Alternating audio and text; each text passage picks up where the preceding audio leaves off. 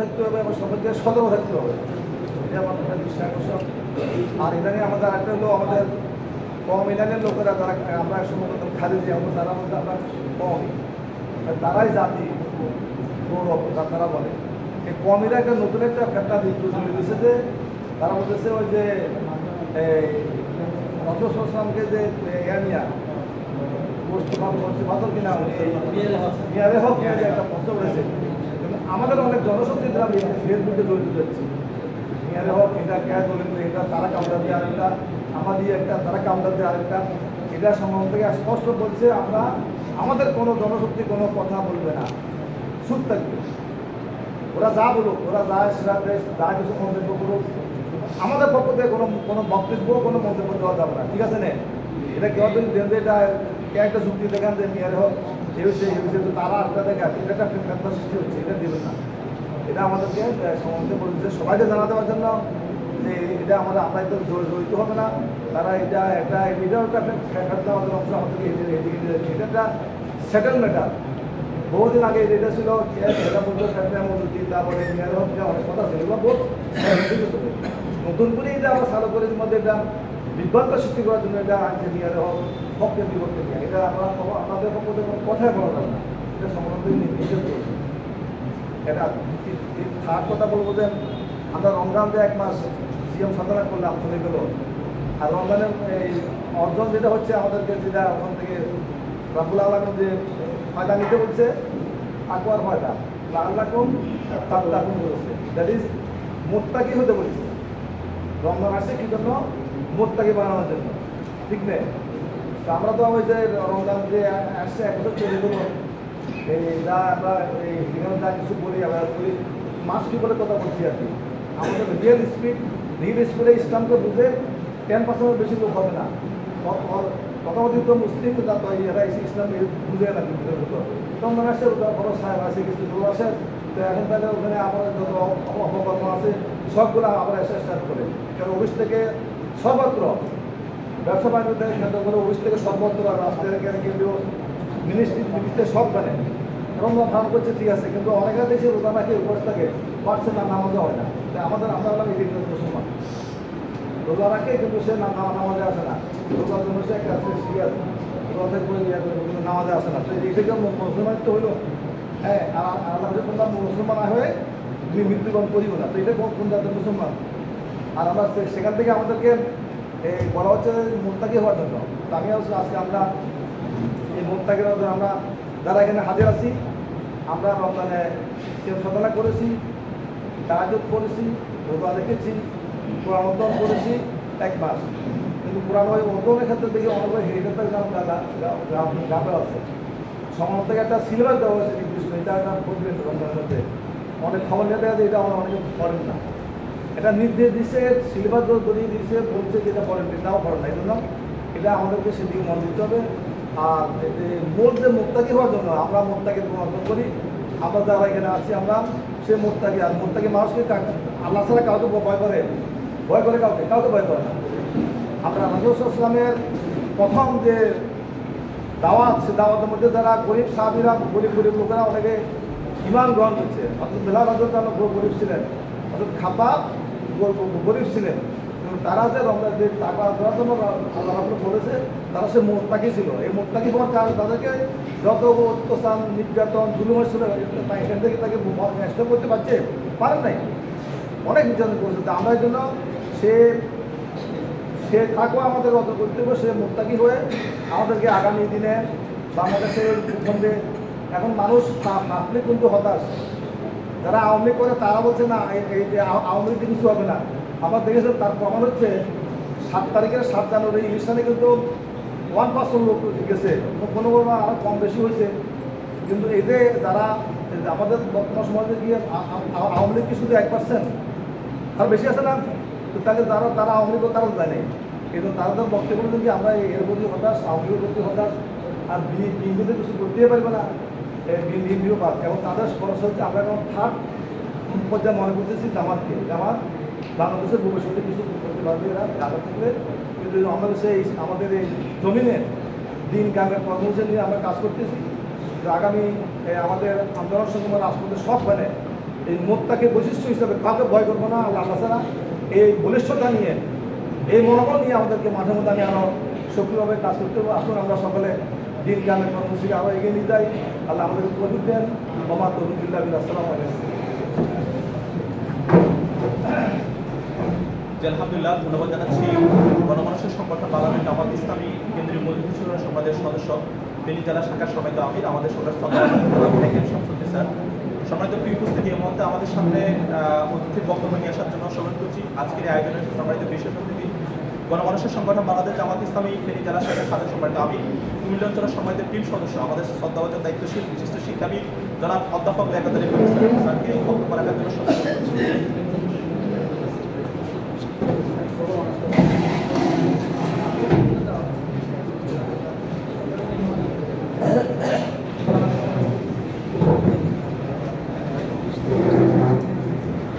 আলহামদুলিল্লাহ রাব্বিল আলামিন والصلاة والسلام على أشرف الأنبياء والمرسلين وعلى آله وأصحابه أجمعين الذين اتبعوهم بإحسان إلى يوم الدين।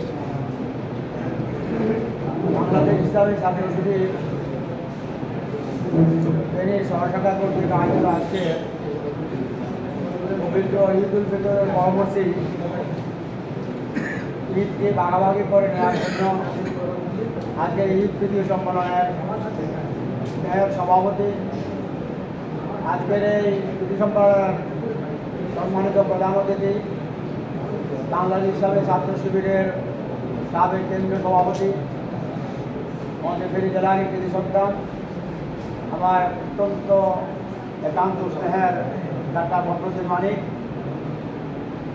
উপস্থিত আমাদের আছেন আমাদের ফেনী জেলার সম্মানিত আমির যারা আমির সংসদের অন্যান্য নেতৃবৃন্দ, আমার একান্ত স্নেহের ইসলামী ছাত্র শিবিরের সাবেক বর্তমান বিভিন্ন পর্যায়ে দায়িত্বশীল বৃন্দ, আসসালামু আলাইকুম ওয়া রাহমাতুল্লাহি ওয়া বারাকাতুহু। কথা বেশি লম্বা চলা আমাদের বলার নিয়াত নাই, বলা দরকার হয়। এখানে আমার সামনে সবাই বক্তা, আর এখানে তো কিছু কথা সবাই বলছে, এত বক্তার সামনে কথা বলা যায়। আমি শুধু দু একটা দিক একটু আলোচনা করবো। ইসলামী বিপ্লব সাধনের জন্য যেটা মুখ্য বিষয় দরকার বোঝা, আমাদেরকে একটা স্লোগান বিভ্রান্ত করে যে আপনারা এখন মান্দাতার আমলে আছেন, আমাদেরকে বলে আসেন, তোমাদেরকে বলে কিনা জানি না, সেখানে চিন্তা ভাবনা করেন। এখন যে আধুনিক যুগ, আধুনিক চিন্তা করতে হবে, সেই জন্য ইসলামকে কাটসাট করে কিছু বেশ করতে হবে।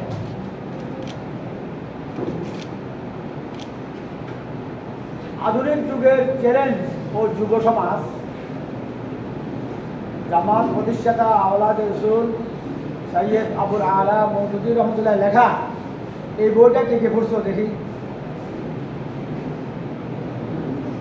আবু জাফর একজন মাত্র, বাকিরা কেউ পড়ে। ইসলামী ছাত্র শিবিরের প্রত্যেক নেতা কর্মীকে এই বইটা ভালো করে হজম করা দরকার। আধুনিক যুগ বলতে কোনো যুগ নেই,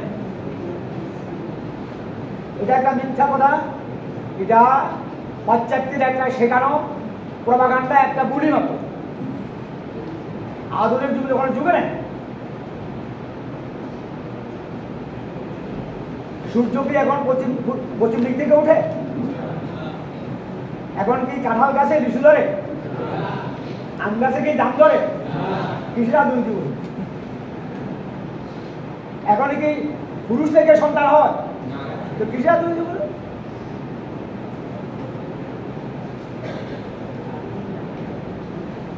মূলত সকল যুগের সকল জেহালত এক প্রকার, এটা যে নামে করা হোক না কেন, এটা এক যুগে একটা নাম দিয়ে সেই জেহালতকে তারা প্রচার করছে, জাহিলিয়াতকে প্রচার করছে, প্রতিষ্ঠা করছে।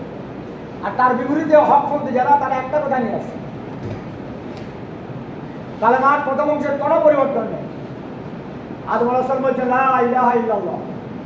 বড় অংশ পরিবর্তন হয়েছে এই কারণে, কিন্তু নেতৃত্বের পরিবর্তন হয়েছে এই কারণে। লা ইলাহা ইল্লাল্লাহ আদম সফিউল্লাহ, লা ইলাহা ইল্লাল্লাহ নূহুন নবিয়ুল্লাহ, লা ইলাহা ইল্লাল্লাহ ইব্রাহিম খলিলুল্লাহ, লা ইলাহা ইল্লাল্লাহ ইসমাঈল জবিহুল্লাহ, লা ইলাহা ইল্লাল্লাহ মুসা কালিমুল্লাহ, লা ইলাহা ইল্লাল্লাহ দাউদ খলিফাতুল্লাহ, লা ইলাহা ইল্লাল্লাহ ঈসা রূহুল্লাহ, লা ইলাহা ইল্লাল্লাহ মুহাম্মাদুর রাসূলুল্লাহ। কালেমার প্রথম অংশ কখনো পরিবর্তন হয়নি, কিন্তু বারো করে খেয়াল করো চিন্তার কোন যারা জাহাজ প্রতিষ্ঠা করেছে তাদের চিন্তা একরকমই সবসময়। যেমন নমরুদ, তার যতটুকু সামর্থ্য আছে সে আকাশের দিকে তীর ছুড়ল, বললো যে ইব্রাহিম তোমার খোদা কোথায়? আমার তীরটা ফেরত আসছে, তোমার খোদা নাই। আজ থেকে প্রায় ৭,০০০ বছর আগে নমরুদের কথা বললো। ঠিক তার ৩,৫০০ ৭,০০০ বছর এসে ফেরাউন নীল নদের তীরে বিশাল এক প্রাসাদ নির্মাণ করলো। বলে সেই নীল নদের তাকায় বললো মুসা তোমার খোদা কোথায়? একই কায়দায় আবু জেহেল আকাশে উঠে বললো, পাহাড়ের উপর উঠে বললো মুহাম্মদ তোমার খোদা কোথায়? ঠিক ১১শ শতাব্দীতে বিজ্ঞানী গ্যালিলিও ওরা মানে ঘন্টায় তার রকেটটাকে ১১০০ মাইল ঘুরিয়ে পৃথিবী একটা চক্কর তথা তার পৃথিবী একটা চক্কর দিয়ে আসি বললো গ্যালিলিও ইসলাম মোহাম্মদের যে খোদা সে খোদা কোথায়? নমরুদ, ফেরাউন, আবু জেহেল, গ্যালিলিওর কথার ভিতরে কোনো পার্থক্য আছে? তুই কথা বলো, তুই সবার চিন্তা একরকম নয়। তাহলে আধুনিক যুগ কেন হবে? কিছু যন্ত্রের উন্নতি হয়েছে, যান্ত্রিক সভ্যতার যান্ত্রিক কিছু সম্পদ বাণিজ্য নিয়ে আসছে। মানসিকতার কোনো পরিবর্তন কোনো কালে ছিল না, নাই, থাকবে না কিয়ামত পর্যন্ত। দুই পক্ষের মানসিকতা একরকম হবে। আমরা আমাদের কালমাকে প্রতিষ্ঠা করার চেষ্টা করব, আর ওরা ওদের জাহিলিয়াতকে প্রতিষ্ঠা করতে চেষ্টা করবে। তারা তাদের শত শত হাজার টেকনিক কৌশল অবলম্বন করবে, আর তাদেরটাকে দমন করা তারা ১,০০০ করবে, আমরা ১,০০০ একটা কৌশল নির্ধারণ করবো ইনশাআল্লাহ। এটার নাম হচ্ছে প্রতিযোগিতা। কেউ কারোর জন্য মাঠ ছাড়বে না। আধুনিক বলতে কিছু নেই। তোমাদের প্রথমে এটা মাথায় নিতে হয়। এই জন্য এখন আবার ওই যে এটা আমাদের সংস্কৃত ব্যবহার করলেন বা ৪জনকে বললেও দেওয়ার লাগে। এই যে যারা এখন তথাকথিত আমাদের ছেলেগুলো সামান্য কিছু লেখাপড়া করে, এই সুযোগে আমাদের ছেলেগুলো বেশি বিভ্রান্ত হয়। কমই আলেমরা এটা বিভ্রান্ত হয় না, ওরা ওদেরটা ধরে আসে। তবলিগ তারটা ঠিক মতো ধরে আসে, বিড়িরা তাদেরটা ঠিক করে ধরে রেখেছে, মাদারিরা তাদেরটা ঠিক ধরে রেখেছে। তাদের এখানে সালাবিরা কোনো সুযোগ দিতে পারে না। আমাদের এখানে যেহেতু ইসলামী ছাত্র শিবিরা জামাত ইসলামী ওখানে কিছু খাবার করে, এখানে তোমাদেরকে বিভ্রান্ত করে যে এটা ওটা ইত্যাদি বলে। এই সালাফিদের এসব তারা হইলো এরা হলো ফেতনাবাজ। এটা তোমরা এটাকে আহলে হাদিস করে চালিয়ে দেওয়া হচ্ছে। আমি এটা মাঝখানে একটু বলতে বাধ্য হচ্ছি এখন। এরা আহলে হাদিস নয়, এরা আহলে ফেতনা। এরা কি এদের চক্করে তোমরা পড়বা। আমাদের এখানকার এটা হানাফি অধ্যুষিত অঞ্চল। একে মশালার ক্ষেত্রে আমাদের আহ্বানকে বেশি অনুসরণ করা হয়। আমাদের জামাত সাইদ আলমুদ্দিন নবমানিবাই অনুসরণ করতে বেশি, আর অন্যরাও এখানে আছে। ছোট্ট উদাহরণ দিয়ে বিশেষ করতে চলতো অমিলেন একজন বড় আলেম এখানকার। একদিন তাদের আরো মুরব্বীরা সবাই ছিল, পট করে সে বলে বললো যে কি মৌদুদি বাদ। আমি ওনাকে জিজ্ঞেস করলাম আমি আপনাকে ব্যক্তিগত স্নেহ মানে শ্রদ্ধা করি, ভালোবাসি এবং আপনাকে একজন মহাক্কিক আলেম মনে করি। আপনি যখন এই শব্দটা বলছেন এখন আমাকে একটু এটা পরিষ্কার হতে হবে। আপনি বলুন তো মৌদুদিবাদের সংজ্ঞাটা কি? বিজ্ঞানের সংজ্ঞাটা প্রত্যেকের মতবাদের সংজ্ঞা আছে। জাতীয়তাবাদ, পুঁজিবাদ, সমাজবাদ, জনপ্রিয়বাদ ওদের সংজ্ঞা আছে। তাহলে মৌদুদিবাদের সংজ্ঞা হবে, এই সংজ্ঞাটা আমাকে একটু দেন।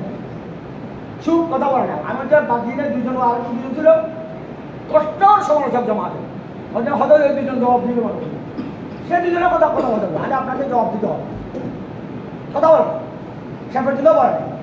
তারপরে আমি কথা বললাম, দেখেন আপনারা যে আপনাদের পক্ষে যদি এই জাতীয় বক্তব্য আসে আপনারা খুব কষ্ট পায়। আর জামাত ইসলামী কোনো ফেরকার নাম নয়, জামাত ইসলামী কোনো মতবাদ মানে জামাত ইসলামী কোনো ফেরকা অনুসরণ করে না। জামাত ইসলামী একটা দিন কায়েমের একটা আন্তর্জাতিক ইসলামী আন্দোলন। এখানে হানাফি আছে, শাফি আছে, মালিকি আছে, হাম্বলি আছে, আহলে হাদিস আছে, শিয়া আছে। আমাদের রাজনৈতিক কর্মীদের ঐক্যমত পোষণ করলে হিন্দুরাও থাকবে, অমুসলিমরাও থাকবে। এখানে দিন কায়েমের ব্যাপারে সবাই একমত, তারা এখানে যার ইচ্ছা সে ফেকা অনুসরণ করবে, হানাফিটা কেউ মালিকটা করুক, ওটা আমরা কাউকে বাধা দিই। শিয়ারা শিয়া থেকেই জামাত করতে পারে। আপনারা এই সমস্ত কথাবার্তা কেন বলেন? শুভরিয়ার কথা বলেন। এখন আমি শুনছি কোনো বিষয়ের একবারে খুঁজবেন, একেবারে একান্ত বলে বলে কিনা জানি না, সে এখন প্রকাশ্যে ওই মুফতি সাহেব আর কথাবার্তা বলেন বললে আমি থাকলে তো বলবে না, এমনিও নাকি বলেন। এখন তোমাদেরকে যে আমাদেরকে যে কথা করতে হবে, আমরা এসব সত্তা জমানো যাবে না। আমাদের মূর্তি মেটে আমরা সবাইকে নিয়েই দিন কায়েম করতে চাই। এই কথাটা বুঝে গেছে, এটা করতে হবে। 2 নম্বর কথা আমার কাছে আধুনিক যুগের ব্যাপারে আমি একটা ব্যাখ্যা দিলাম, এটা যেন আমাদেরকে তোমাদেরকে যেন বিভ্রান্ত না করে। আধুনিক শব্দ বলতে কোনো শব্দ নেই, যন্ত্রগুলোকে কাজে লাগাও আমরা, ঠিক আছে। আর 3 নম্বর কথা শেষ হলে আমাদের ফেনীতে একটা রোগ আছে, ভয়ের রোগ। কিসের রোগ? কথা পাই ভয়ের রোগ। কেউ খেয়ে ফেলবে, মেরে ফেলবে। ফেনী আলাদা বস্তু, বাংলাদেশে আর কোনো বস্তু নেই। ফেনীর হিসাব আলাদা। কি জন্য ফেনীর হিসাব আলাদা? ওইটা কি বাংলাদেশের বাইরে দেশ? আর আমরা কি ইন্ডিয়া থেকে এসছি? কথা বলা না কি আমার জন্ম এখানে না? তো আমরা তো যারা কথা বলে ওদের বাড়ি যদি এখানে হয়, আমার বাড়ি যদি এখানে, তো আমি আমার বাড়িঘর ছেড়ে কি চলে যাবো? তো আমার তো অবস্থা এরকম যে বাড়িঘর ছেড়ে সব অংশ করে।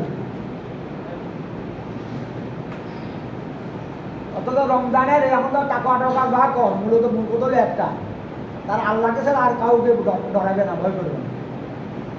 এগুলো টাকার মূল, আল্লাহকে ছাড়া আর কাউকে ভয় করবে না। কিন্তু আমরা অন্যকে ভয় করি। যদি অন্যকে ভয় করি শিরক হবে না? একজন নেতাও বলতে পারবে না, বুকে হাত দিয়ে আছে গত 15 বছর আওয়ামী লীগ আমাদের কোনো নেতার বাড়িতে হামলা করছে, প্রমাণ দিতে পারবে না। বেড়ে যাবে।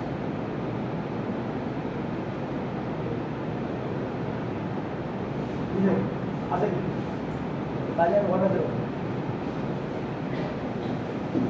নাই? সাতক্ষীরাতে যে জুলুম হয়েছে আমাদের ভাইদের উপরে, একটা জেলার বললাম তার 1000 টাকার একবার জুলুম আমাদের উপর হয়।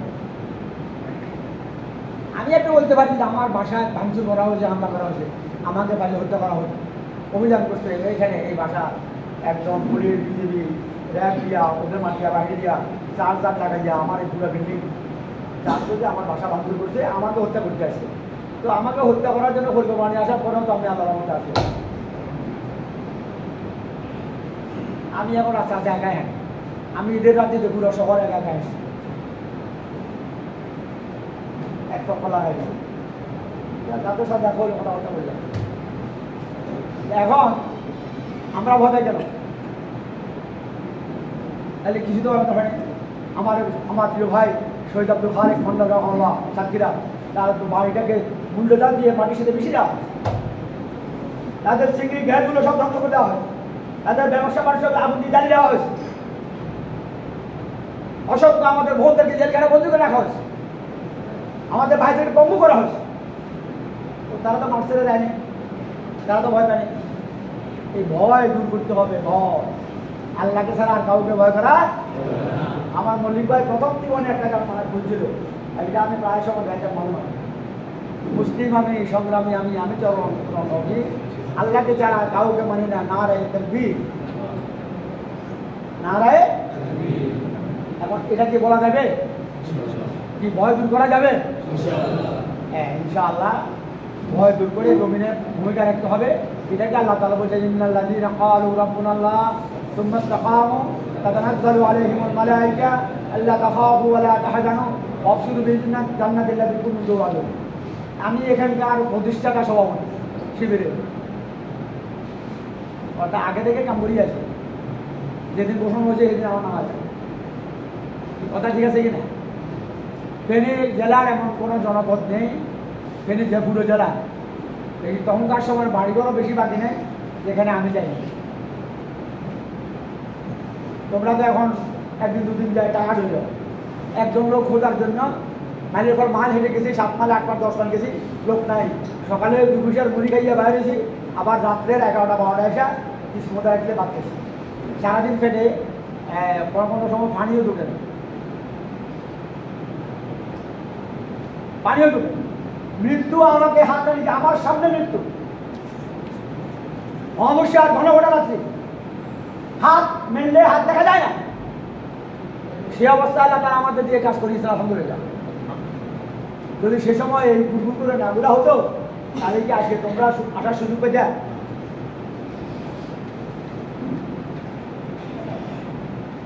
একদিন গেছি, 2 দিন গেছি, 3 গেছি, 3 দিনতে যাই ওই লোক যার লোক সন্ধানে গেছি তারা খাইছে, এরকম গেছি আর সময়।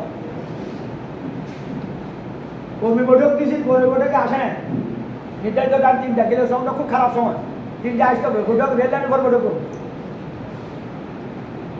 বৈঠক রেল লাইনের উপরে কোনো বৈঠক।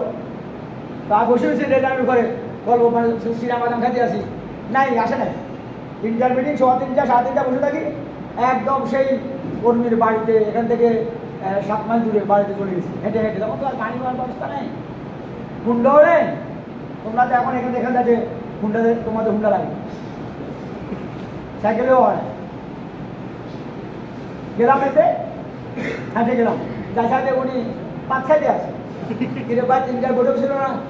এত লজ্জা, এমন লজ্জিত হইল আমার বাড়ি চলে আসে, হারে কি হবে, কিছু খাইতে হবে, আর খাবে না। ধরেন রিপোর্টটা বুঝে দিলাম, এই ডেটা রাখেন এখন থেকে, আগামী সপ্তাহে এই তারিখে মিটিং যাবে। আলহামদুলিল্লাহ এই যে উঠছে ট্র্যাকের উপরে, আর নামে আর নামে 1 কোটানের শিবিরের সদস্য। এখন আজ এ ভয় যেটা হয় এখানে একটা কিছু একটা মোটামুটি শেষ করছে। 93 সালে সাবেক আমরা জামাত অধ্যাপক গোলাম আজম রহমতুল্লাহ শহীদ উন্নয়ন যখন নাগরিক করতে পারেন, আমাদের ছেলেরা স্বতঃস্ফূর্ত মিছিল করলো। আমি এখানে এই ঘর দিদাইটা ছিল তখন প্রসারা একটা টিনের ঘর, সেমি পাক্কা ভাঙ্গাচুরা, এটা ছিল আমাদের অফিস, জেলা অফিস। আমি এখানে বসে, আমার শরীর খুব অসুস্থ, মানে বাইরে মানে খারাপ লাগে, বসে এখানে বসে ওরা মিছিল বের করছে। 0 পয়েন্টে যাওয়ার পরে একদম কেউ বলছে 60 কেজি, কেউ বলছে 70 কেজি, পুরো বোমা মিছিলের মাঝখানে করে দেওয়া, পুরো শহর থরথর করে যেত, পুরো গ্রামের উপরে লাগে একদম কালো অন্ধকার কালো।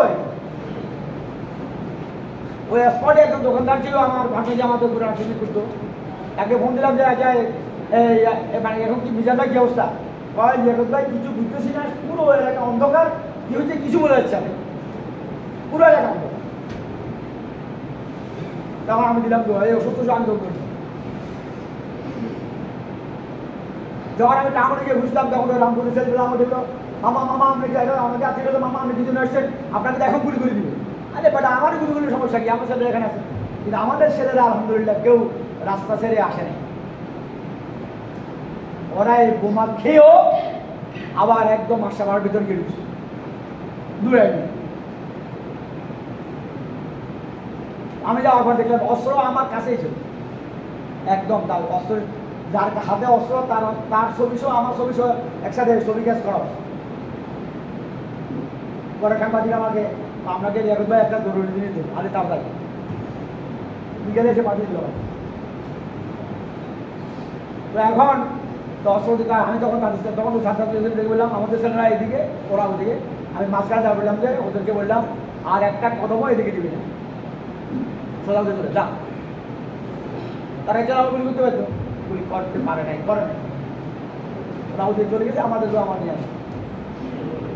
তখন জওয়ানাদারি মিটিং করলো শহীদ মিনারে, আব্দুল রাজ্জাক, হালকা চৌধুরী, জাহানারা ইমাম, 3 জনকে এনে শহীদ মিনারে মিটিং করলো আগস্টের সম্ভবত 26-27 তারিখে। সে বললো জামাত নেতাদেরকে বলছি আপনারা ট্রাং রোডে উঠবেন না, ভালো করে খেলবে, আপনারা ট্রাং রোডে উঠবেন না। আমি তো বললাম বরবাদ না, এবার তো আর আমাদের চ্যালেঞ্জ গ্রহণ করতে যাওয়া। তখন আমাদের সংসদীয় দলের নেতা ছিলেন আমাদের শহীদ আমির জামাত, আমার প্রিয় ভাই জনাব মৌলানা মতিউর রহমান নিজামী রহমাল্লাহ, আর আমি আমার তো অধ্যাপক রহমান। আমি ঢাকা চলে গেলাম, নিজামী ভাই ফেলে দিতে হবে, কো যাবো তার তারিখ বললো যে তাহলে 27 নভেম্বর, এর আগে আর পাওয়া যাবে। যে ঠিক আছে তাহলে আলহামদুলিল্লাহ 27 নভেম্বর জনসভা দিলাম গ্রাম রোড, যেহেতু গ্রামে ঢুকতে পারবো না।